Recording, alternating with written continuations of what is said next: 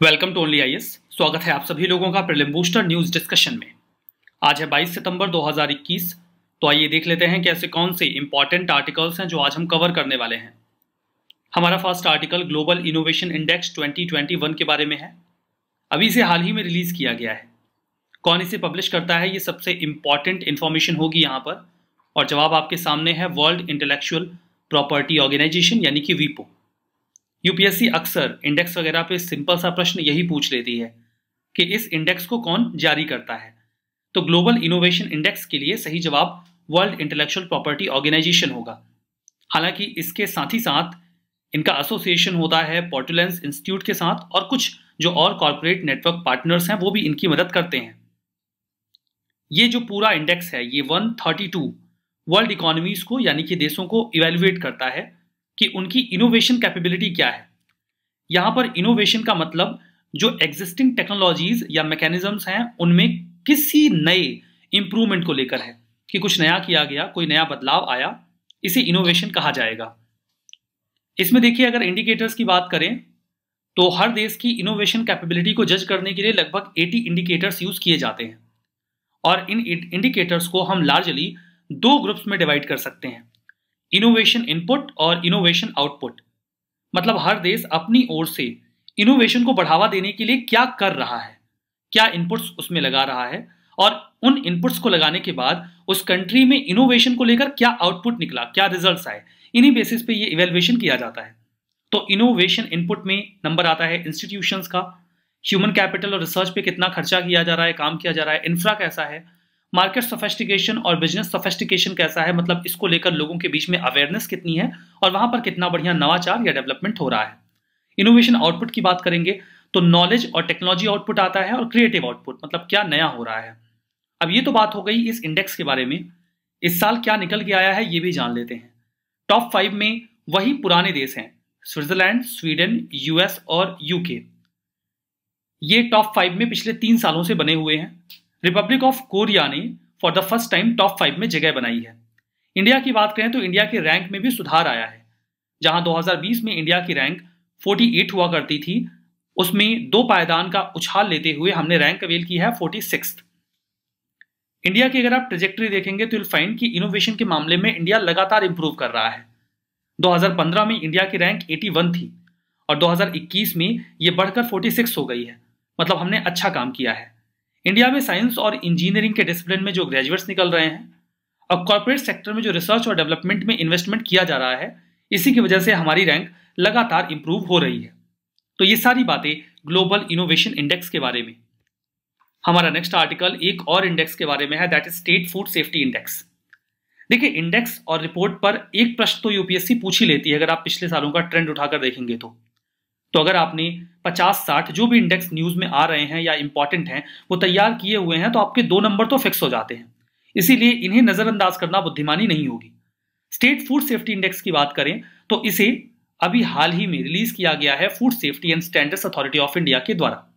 इसे आप शॉर्ट में फसाई बोल सकते हैं। अब यहां पर देखिए, फसाई से डेवलप करता है, फुल फॉर्म मैंने आपको बता दिया, food safety standard authority of India. यहां पर 5 पैरामीटर्स के बेसिस पर फूड सेफ्टी को वेरियस स्टेट्स में मेजर किया जाता है, राज्यों में मेजर किया जाता है। ये 5 मेजर्स हैं, human resource and institutional arrangement, वहां पर लोगों का इस्तेमाल कैसे हो रहा है, इंस्टीट्यूशनल मैकेनिज्म कैसे वर्क करता है फूड सेफ्टी को लेकर, जो भी नॉर्म्स हैं उनसे वो राज्य अच्छे से कंप्लाई कर रहा है अथवा नहीं, फूड टेस्टिंग का इंफ्रा और सर्विलांस कैसा है, जो भी लोग फूड सेफ्टी में इन्वॉल्व हैं उनकी ट्रेनिंग और कैपेसिटी बिल्डिंग हो रही है कि नहीं, और कंज्यूमर एम्पावरमेंट कैसा है, लोग फूड सेफ्टी को लेकर अवेयर हैं या नहीं, वो जानते हैं कि नहीं कि उनका फूड सेफ है कि नहीं। इन सभी पैरामीटर्स पे स्टेट्स को इवेलुएट किया जाता है। इस लिहाज से ये पूरा इंडेक्स क्वांटिटेटिव और क्वालिटेटिव दोनों ही मॉडल पर फूड सेफ्टी के पूरे मैटर को इवेलुएट करता है, बिल्कुल ऑब्जेक्टिव तरीके से। स्टेट्स की रैंकिंग की बात करें तो बड़े राज्यों में नंबर 1 पे गुजरात, दूसरे पे केरला और तीसरे पे तमिलनाडु है। छोटे राज्यों में नंबर 1 पे गोवा, दूसरे पे मेघालय और तीसरे पे मणिपुर है। अगर आप बात यूटीज की करेंगे तो आपको नंबर 1 पे जम्मू एंड कश्मीर मिलेगा, देन अंडमान एंड निकोबार, और फिर नंबर आएगा न्यू दिल्ली का। अब अगर इतनी बात हो रही है तो फसाई पर भी चर्चा कर ही लेते हैं। ये एक ऑटोनॉमस बॉडी है, ministry of health and family welfare के तहत काम करती है, स्टैच्यूटरी बॉडी है। इसका मतलब यह है कि इसके लिए कोई कानून आया होगा, बिल्कुल आया था। 2006 में food safety and standards act आया था, जिसके तहत इस बॉडी को बनाया गया। फसाई फूड बिजनेस को पूरे इंडिया में मॉनिटर और गवर्न करता है। यही लाइसेंसिंग करता है और कोशिश करता है कि इंडिया में जो भी फूड है वो प्रोटेक्टेड रहे और पब्लिक हेल्थ को बढ़िया तरीके से इंश्योर किया जाए। So that was all about state food safety index. हमारा नेक्स्ट आर्टिकल एक्सरसाइज समुद्र शक्ति के बारे में है। इंडियन नेवी और इंडोनेशिया की नेवी ने इस बायलैटरल एक्सरसाइज में पार्टिसिपेट किया। मतलब ये स्पष्ट है, ये दो देशों के बीच में होता है, इंडिया और इंडोनेशिया। ये होता है सुंडा स्टेट के पास में। यहां पर सुंडा स्टेट लिखा हुआ है, तो ये सुंडा स्टेट के पास में होता है। इसके पहले कि हम आगे बढ़ें, मैं आपको दिखाना चाहूंगा कि सुंडा स्टेट है कहां, जहां पर ये एक्सरसाइज होती है। देखिए, ये है पूरा इंडोनेशिया, ये है जावा, ये है सुमात्रा। तो सुमात्रा और जावा के बीच में ये जो एक नैरो वाटर बॉडी है, यही है सुंडा स्ट्रेट। मलक्का स्टेट का आप नाम अक्सर सुनते हैं, स्ट्रेटेजिकली काफी इंपॉर्टेंट है, वो यहां पर है। और ये है लॉम्बॉक स्ट्रेट। तो ये तो आपने देखा, यहां पर भी लोकेशन आप देख ही सकते हैं। ये है जावा, ये है सुमात्रा और बीच में यहां पर है सुंडा स्ट्रेट। तो लोकेशन आप स्पेसिफाई करके रखिए। देखिए, इसके जरिए वही जो काम होता है किसी भी मिलिट्री एक्सरसाइज का, दोनों देश आपस के रिलेशन को इनहेंस करते हैं, म्यूचुअल अंडरस्टैंडिंग बनाते हैं और दोनों देश एक साथ मिलकर ऑपरेशंस चला सकें, इसकी भी तैयारी कर लेते हैं। सुंडा स्ट्रेट की बात करें तो ये जावा सी को, जो कि पैसिफिक ओशियन में आता है, इंडियन ओशन से जोड़ता है। यहां पर देखिए जावा सी है, ये है इंडियन ओशन। सुंडा स्ट्रेट इन दोनों को लिंक कर देता है। ये 26 से 110 किलोमीटर वाइड है, जावा और सुमात्रा के बीच में है। काफी इंपॉर्टेंट पैसेज है जो इंडियन ओशन को वेस्टर्न एशिया से कनेक्ट करता है। हमारा नेक्स्ट आर्टिकल लेक टंगानिका के बारे में है। अभी ये न्यूज आई थी कि ईस्ट अफ्रीका की जो एक कंट्री है बुरुंडी, वहां पर जो इंटरनल डिस्प्लेसमेंट देखा जा रहा है वो मेजरली लेक टंगानिका में ज्यादा वाटर फ्लो की वजह से है, फ्लड की वजह से है, पानी के स्तर के बढ़ने की वजह से है। तो सबसे पहले तो आप इस कंट्री की लोकेशन देखिए, दैट इज बुरुंडी। ये देखिए, ये है युगांडा, इसके साउथ में यहां पर आपको मिलेगा रवांडा, जो मैं कलर कर रहा हूं, और इसके बिल्कुल साउथ में यहां पर बुरुंडी है। तंजानिया का पड़ोसी देश है और कांगो का भी पड़ोसी देश है। तो बुरुंडी की लोकेशन ये नीचे जो मैंने रेड कलर किया है वहां पर है, और बिल्कुल इससे सटा हुआ ये है लेक टंगानिका। तो ये दोनों ही लोकेशंस आपने मैप में स्पॉट कर ली। अब ये ईस्टर्न अफ्रीका की सेकेंड लार्जेस्ट लेक है, लॉन्गेस्ट फ्रेश वाटर लेक है पूरी दुनिया की, और सेकेंड डीपेस्ट है। सबसे डीप ऑलरेडी बैकाल है, आप जानते होंगे, जो कि रशिया में है। नहीं जानते हैं तो जान लीजिए। जो लेक है ये 4 देशों के साथ जुड़ा हुआ है, बॉर्डर शेयर करता है। 2000 Burundi, democratic Republic of Congo, Tanzania और जाम्बिया। तो बुरुंडी भी उसमें से एक है, यू कैन सी। ये लार्जेस्ट रिवर जो इस लेक में पानी देती हैं 2000 मालागर्सी, रुजिजी और कलाम्बो। यहां पर आसपास के रीजन में राइस काफी बढ़िया उगाया जाता है, फिशिंग होती है, हिप्पोपोटामस और क्रोकोडाइल्स बड़ी मात्रा में पाए जाते हैं और कई सारी पक्षियों की प्रजातियां भी मिलेंगी। दुनिया की कई सारी लेक्स यहां पर मैप में दिखाई गई हैं। मैं चाहूंगा कि आप एक बार इनकी लोकेशन देखें।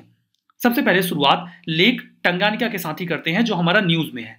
तो यहां पर लेक टंगानिका है। यह है लेक विक्टोरिया, जो कि ओरिजिन है नाइल रिवर का, आप इसके बारे में अक्सर सुनते हैं। ये लेक चाड है। यहां पर है लेक न्यासा, यहां पर है लेक ताना, ये है यहां पर इसका विक्टोरिया के ऊपर आप नॉर्थ में जाएंगे तो लेक तुर्काना मिलेगा। तो ये तो अफ्रीका की लेक्स हो गई। एशिया में आएंगे तो यहां पर अरल सी है, ये है कैस्पियन सी, ये है लेक लडोगा, यहां पर बैकाल लेक, बैकाल नहीं है ये बल्काश है, बैकाल इसके नॉर्थ में यहां पर है रशिया में, ये है लेक बैकाल। अब यहां पर आप देख सकते हैं ये है लेक वर्नन। साउथ अमेरिका में लेक टिटिकाका यहां पर है। नॉर्थ अमेरिका में आएंगे तो ये ग्रेट लेक्स है, यहाँ पे 5 लेक्स आती हैं। मैं आपसे यहाँ पे सवाल पूछता हूँ, आप इन 5 लेक्स का नाम कमेंट बॉक्स में मेंशन करिएगा, देखते हैं, उम्मीदन आपको पता होगा। इसके बिल्कुल पड़ोस में है लेक विनीपेग, यहाँ पर है ग्रेट बियर लेक, ये है ग्रेट स्लेव लेक, ये है ग्रेट अथाबेस्का और यहाँ पर ग्रेट साल्ट लेक। तो दुनिया की बहुत सारी लेक्स के बारे में आपने इस मैप में स्पॉट कर लिया है। आप इसे पॉज कर लीजिएगा, स्क्रीनशॉट ले लीजिएगा, बाद में याद रखने में आसानी होगी। 2018 के प्रीलिम्स में ये प्रश्न पूछा गया था, हालांकि ये इंडिया की लेक के बारे में है। प्रश्न था कि इनमें से कौन सी आर्टिफिशियल लेक है। सही जवाब था तमिलनाडु का कोडाई कनाल, ये आर्टिफिशियल लेक है।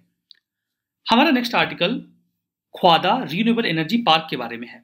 हमारे प्राइम मिनिस्टर ने अभी कुछ समय पहले फाउंडेशन स्टोन रखा था, दूसरी वजहों से भी ये न्यूज में है। ये दुनिया का सबसे बड़ा रिन्यूएबल एनर्जी पार्क बनेगा तैयार होने के बाद, गुजरात के कच्छ में सिचुएटेड है। इंडिया और पाकिस्तान के बॉर्डर पे है, ख्वादा नाम की जगह पे।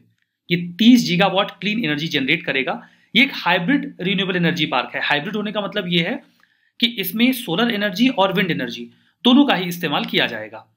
एक लार्ज बैटरी स्टोरेज सिस्टम भी इसके साथ एसोसिएट किया जाएगा, जिसके कई सारे फायदे होंगे। क्योंकि देखिए, जो विंड एनर्जी या सोलर एनर्जी से बिजली बनती है वो रुक रुक के बनती है। तो अगर हमारे पास एक बड़ी बैटरी स्टोरेज मैकेनिज्म है, सिस्टम है, तो हम बिजली को यहाँ पे स्टोर कर सकते हैं ताकि बिजली बने चाहे रुक रुक कर, लेकिन हम उसका ट्रांसमिशन फ्रिक्वेंट कर सकें, कंटिन्यूअस कर सकें। और भी एडवांटेजेस होंगे, मतलब हम एनर्जी को स्टोर कर पाएंगे तो उसे रीडिस्ट्रीब्यूट करने में कोई दिक्कत नहीं आएगी। यहां पर ट्रू एंड फॉल्स है। पॉज करके अपना जवाब कमेंट बॉक्स में बताइएगा, मैं सही जवाब बता देता हूं। Global innovation index world economic forum गलत है, वीपो का है। ये तो सही है। एक्सरसाइज समुद्र शक्ति, ये इंडिया और फ्रांस के बीच में नहीं है, इंडोनेशिया के बीच में है। लेक टंगानिका ईस्टर्न अफ्रीका के लार्जेस्ट लेक है, ये सही हो गया। ख्वादा रिन्यूएबल एनर्जी पार्क तमिलनाडु में नहीं है, अभी तो पढ़ा, गुजरात में है। सेशन की पीडीएफ ओनली आयर्स के टेलीग्राम चैनल पे मिलेगी, लिंक है डिस्क्रिप्शन बॉक्स में। डाउनलोड करके रिवाइज करिएगा। सेशन यहीं पे समाप्त होता है। बहुत बहुत धन्यवाद।